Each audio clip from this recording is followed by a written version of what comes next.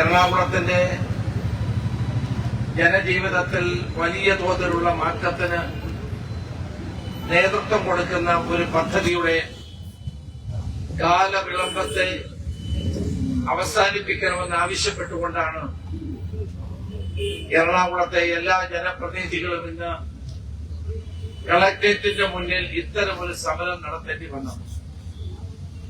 അങ്കമാലി കരിയാമ്പറമ്പിൽ നിന്ന് ആരംഭിച്ച് എറണാകുളം ജില്ലയിലെ 18 വില്ലേജുകളിലൂടെ കടന്ന് 44.7 കിലോമീറ്റർ ദൂരം വരുന്ന കൊണ്ടന്നൂരിൽ നെട്ടൂരിൽ അവസാനിക്കുന്ന റോഡാണ് NH 544 എന്ന എറണാകുളം ബൈപ്പാസ്.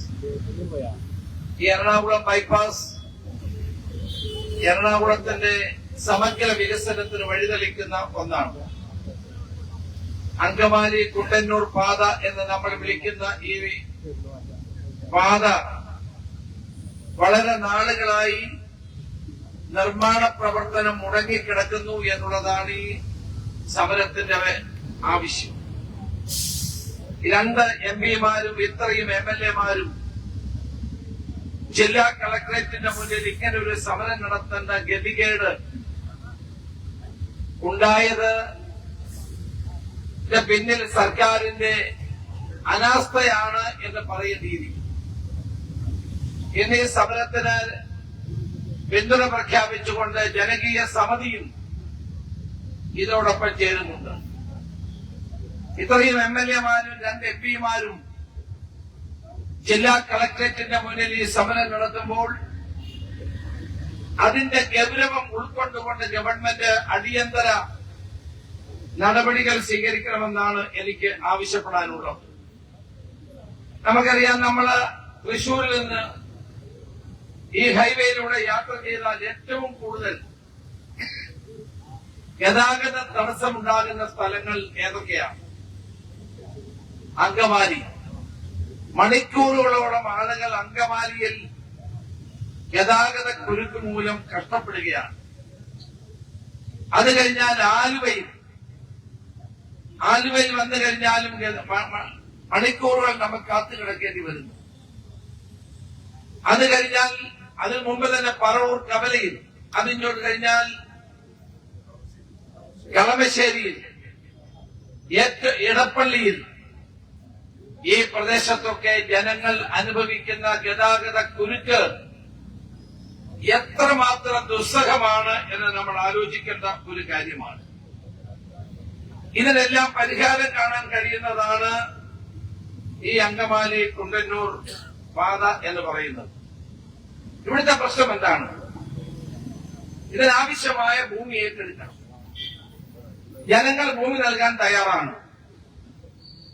3A നോട്ടിഫിക്കേഷൻ ഇറങ്ങി 1 വർഷത്തിനുള്ളിൽ 3D നോട്ടിഫിക്കേഷൻ ഇറങ്ങേണ്ടിയിരിക്കുന്നു. ഇതാണ് നിയമം. 3A നോട്ടിഫിക്കേഷൻ ഇറങ്ങി 1 വർഷം കഴിഞ്ഞിട്ടും ഇവിടെ 3D നോട്ടിഫിക്കേഷൻ ഇറങ്ങുന്നില്ല. അങ്ങനെ ഇറങ്ങാത്ത സാഹചര്യത്തിൽ നിയമപ്രകാരം 3A നോട്ടിഫിക്കേഷൻ ക്യാൻസൽ ആയിരിക്കുന്നു. അതാണ് ഇവിടുത്തെ ഏറ്റവും വലിയ പ്രശ്നം. ഇവിടെ 28/8/2025 3D നോട്ടിഫിക്കേഷൻ ഇറങ്ങാത്ത കാരണം 3A നോട്ടിഫിക്കേഷൻ ക്യാൻസൽ ആയി പോയിരിക്കുന്നു. ഇതാണ് ഈ സമരത്തിന് ആധാരമായ ഏറ്റവും പ്രധാനപ്പെട്ട കാര്യം. 3D നോട്ടിഫിക്കേഷൻ ഇറങ്ങുന്നതിന് മുമ്പ് 50% സർവേ നടപടികൾ പൂർത്തീകരിച്ച് സ്കെച്ചും സർവേ പ്ലാനും നാഷണൽ ഹൈവേ അതോറിറ്റിക്ക് കൈമാറേണ്ടതാണ്. എന്നാൽ 25% മാത്രമാണ് ഇതുവരെ കൈമാറിയിട്ടുള്ളത്. എന്താണ് ഇതിന്റെ കാരണം? സർവേ നടത്താൻ ആവശ്യമായ സർവേയർമാരില്ല. ആരാണ് സർവേയർമാരെ കൊടുക്കേണ്ടത്? കേരള ഗവൺമെന്റാണ്. കേരള ഗവൺമെന്റ് സർവേയർമാരെ കൊടുക്കാത്തതുകൊണ്ട് സർവേ നടപടി ആരംഭിക്കുന്നില്ല. ആകെ നടന്നത് 25% സർവേയാണ്. 50% സർവേ പൂർത്തിയാക്കി സ്കെച്ചും പ്ലാനും NHA നാഷണൽ ഹൈവേ അതോറിറ്റിക്ക് സമർപ്പിച്ചാൽ മാത്രമേ അവർക്ക് നടപടികളുമായിട്ട് മുന്നോട്ട് പോകാൻ സാധ്യമാവുകയുള്ളൂ. എന്തുകൊണ്ട് ഇത് ചെയ്യുന്നില്ല? ഇതിനിടയ്ക്കാണ് ശ്രീ ബെന്നി ബെഹനാനടക്കം IB അടക്കം MLA-മാരടക്കം എല്ലാവരും കൂടി എറണാകുളം കളക്ടറേറ്റ് ഒരു യോഗം വിളിക്കാൻ തീരുമാനിച്ചു. ആ യോഗത്തിന് സമയം തീരുമാനിച്ചു, സ്ഥലം തീരുമാനിച്ചു. പെട്ടെന്നാണ് എറണാകുളത്തുള്ള വ്യവസായ വകുപ്പ് മന്ത്രി തന്നെ ആ യോഗം അറിയിച്ചില്ല എന്ന് പറഞ്ഞുകൊണ്ട് ആ യോഗം ക്യാൻസൽ ചെയ്തു. 4 മാസം പിന്നീട് യോഗം ചേർന്നില്ല. 4 മാസത്തിന് ശേഷം യോഗം ചേർന്നപ്പോൾ 40 സർവേയർമാരെ കൊടുക്കാൻ എന്ന് പറഞ്ഞു. കൊടുത്തോ ഇല്ലയോ എന്ന് എനിക്കറിയില്ല. കൊടുത്തു എന്ന് പറയപ്പെടും. ഏതായാലും ഇതുവരെ അതിന്റെ സർവേ നടപടികൾ പൂർത്തീകരിച്ചിട്ടില്ല. ഇതിന്റെ പ്രശ്നം എന്താണ്? സ്ഥലം കൊടുക്കുന്ന ആളുകൾക്ക് വലിയ പ്രശ്നങ്ങളുണ്ട്. സ്ഥലം കൊടുക്കുന്ന ആളുകൾ പ്രിയ നോട്ടിഫിക്കേഷൻ വന്നു കഴിഞ്ഞാൽ സ്ഥലം ഏറ്റെടുക്കുന്നത് വരെ അവർക്ക് 12% പലിശ ഗവൺമെന്റ് നൽകേണ്ടതാണ്. ഈ നടപടികൾ പൂർത്തീകരിക്കാത്തത് കൊണ്ട് 12% പലിശ ഇതുവരെ ഭൂ ഉടമകൾക്ക് ലഭിച്ചിട്ടില്ല. 2013 മൻമോഹൻ സിംഗ് ഗവൺമെന്റ് വികസന ആവശ്യങ്ങൾക്ക് വേണ്ടി ഭൂമി ഏറ്റെടുക്കാൻ വേണ്ടി ഒരു നിയമം കൊണ്ടുവന്നു. ആ നിയമമാണ് ഇന്ത്യയിലെ ഏറ്റവും പ്രധാനപ്പെട്ട നിയമം. രാജ്യത്തെ നാഷണൽ ഹൈവേ മുഴുവൻ പ്രാവർത്തികമാക്കിയതിന്റെ പിന്നിൽ മൻമോഹൻ സിംഗിന്റെ ദീർഘവീക്ഷണമുണ്ടായിരുന്നു. ഭൂമി ഏറ്റെടുക്കുമ്പോൾ കൊടുക്കുന്ന കോമ്പൻസേഷൻ, വലിയ കോമ്പൻസേഷൻ കൊടുക്കുന്ന കോമ്പൻസേഷൻ ആക്ട് ആണ് പാർലമെന്റ് പാസാക്കിയത്. കോടതിയിൽ പോലും ചോദ്യം ചെയ്യാൻ പറ്റില്ല. ഇവിടുത്തെ സ്ഥല ഉടമകളുടെ ഒരു ആവശ്യം 2013 മൻമോഹൻ സിംഗ് ഗവൺമെന്റ് കൊണ്ടുവന്ന പാർലമെന്റ് പാസാക്കിയ കോമ്പൻസേഷൻ ആക്ട് അനുസരിച്ച് ഇവർക്ക് നഷ്ടപരിഹാരം കൊടുക്കണം.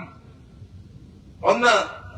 2. പ്രിയ നോട്ടിഫിക്കേഷൻ മുതൽ ഭൂമി ഏറ്റെടുക്കുന്നത് വരെയുള്ള സമയമുള്ള ആ സമയത്തിന് 12% പലിശ അവർക്ക് കൊടുക്കണം. ഇതൊന്നും കിട്ടുന്നില്ല.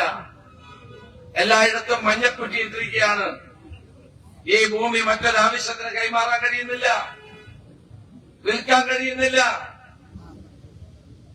ഭൂമി ഗവൺമെന്റ് ഈ പാതയ്ക്ക് അങ്കമാലി കുണ്ടന്നൂർ പാതയ്ക്ക് വേണ്ടി ഭൂമി ഏറ്റെടുക്കുന്നില്ല. ജനങ്ങൾ എന്ത് ചെയ്യണം? അങ്കമാലി ശബരിമല പാതയ്ക്ക് വേണ്ടി ഇതുപോലെയാണ് ഭൂമി കല്ലിട്ടിരിക്കുകയാണ്. ഒരു നടപടിയില്ല. ഈ കല്ലിട്ടാറൊരു പ്രശ്നം എന്താണ്? നാട്ടിൽ ആ കല്ലിട്ട ഭൂമി ഇവിടെ ഉടമയ്ക്ക് ഇത് വിൽക്കാൻ കഴിയില്ല, ബാങ്കിൽ നിന്ന് ലോൺ കിട്ടത്തില്ല, ഒരാവശ്യത്തിന് വേണ്ടി ഉപയോഗിക്കാൻ കഴിയില്ല. അപ്പൊ ജനങ്ങൾ അനുഭവിക്കുന്ന, ഭൂ ഉടമകൾ അനുഭവിക്കുന്ന പ്രശ്നം വളരെ ഗൗരവതരമാണ്. ഈ ഭൂമി കൊടുക്കാൻ എല്ലാവരും തയ്യാറാണ്. ആരും വികസനത്തിനെതിരല്ല. പക്ഷേ ഗവൺമെന്റ് സമയബന്ധിതമായി പ്രവർത്തനം പൂർത്തീകരിച്ചില്ലെങ്കിൽ അതിന്റെ മുഴുവൻ പ്രയാസങ്ങളും ദുഃഖങ്ങളും അനുഭവിക്കേണ്ടി വരുന്നത് ഈ പാവപ്പെട്ട ഭൂ ഉടമകളാണ് എന്ന കാര്യമാണ് എനിക്ക് പറയാനുള്ളത്. 2013 മൻമോഹൻ സിംഗ് ഗവൺമെന്റ് കൊണ്ടുവന്ന കോമ്പൻസേഷൻ ആക്ട് അനുസരിച്ചുള്ള ഇവർക്ക് അതിന് വില കൊടുക്കണം, 12% പലിശ കൊടുക്കണം, സമയബന്ധിതമായി ഭൂമി ഏറ്റെടുക്കണം.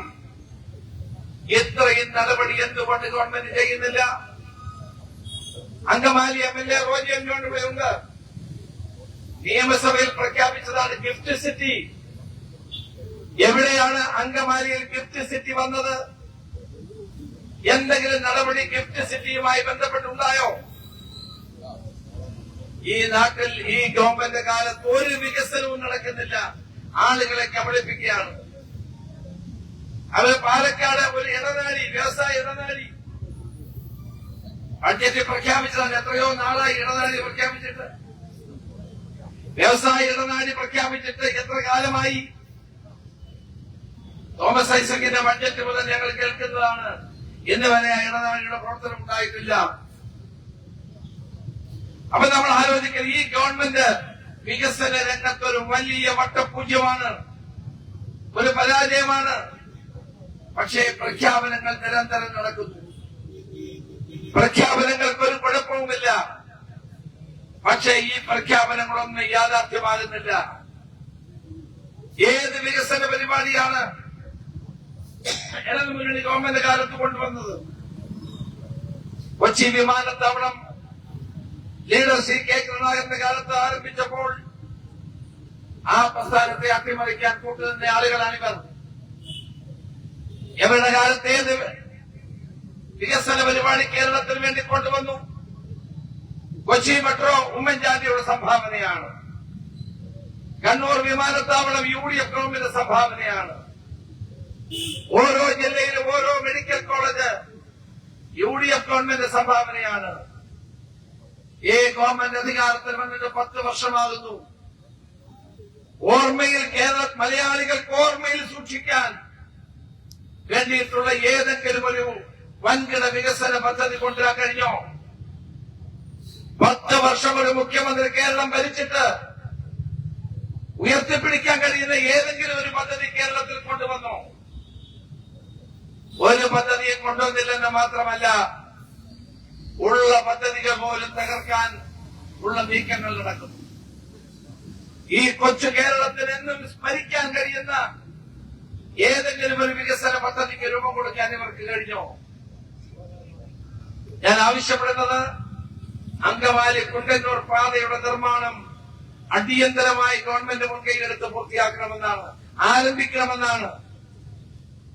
ഇത് ആരംഭിച്ചില്ലെങ്കിൽ അടുത്ത വരുന്ന UDF ഗവൺമെന്റിന്റെ ആദ്യ പദ്ധതിയായി ഇത് നടപ്പാക്കുക തന്നെ ചെയ്യുമെന്ന് പറയാൻ ഞാൻ ആഗ്രഹിക്കുന്നു. ഇത്രയും കഴിവ് കെട്ട ഒരു സർക്കാർ, ജനങ്ങളെ കബളിപ്പിക്കുന്ന ഒരു സർക്കാർ, തൊട്ടതിനും പിടിച്ചതിനും എല്ലാം വാഗ്ദാനങ്ങൾ വാരിക്കോൽ നിൽക്കുന്ന ഒരു സർക്കാരാണിതുള്ളത്.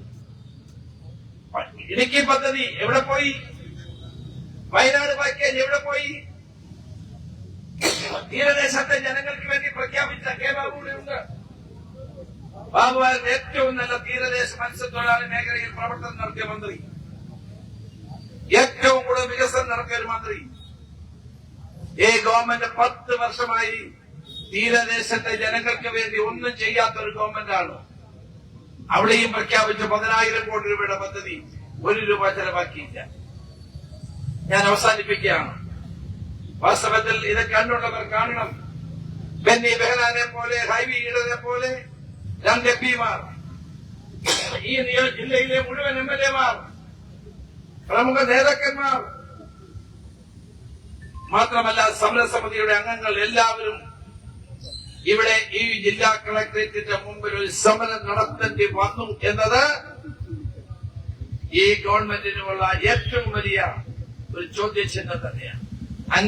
അനൂപ് ജേക്കബിനെ പോലുള്ള മുൻ മന്ത്രി എന്തുകൊണ്ട് ഇതുണ്ടായി? ആരാണ് ഇതിന് ഉത്തരവാദി? അവരെ നിരക്കി നിർത്താൻ വേണ്ടിയുള്ള ബഹുജന പ്രക്ഷോഭവുമായി നമ്മൾ ഇനിയും മുന്നോട്ട് പോകുമെന്ന് മാത്രം പറഞ്ഞുകൊണ്ട് ഈ ധർണാ പരിപാടി ഉദ്ഘാടനം ചെയ്തതായി അറിയിക്കുന്നു. നമസ്കാരം. ജയ്.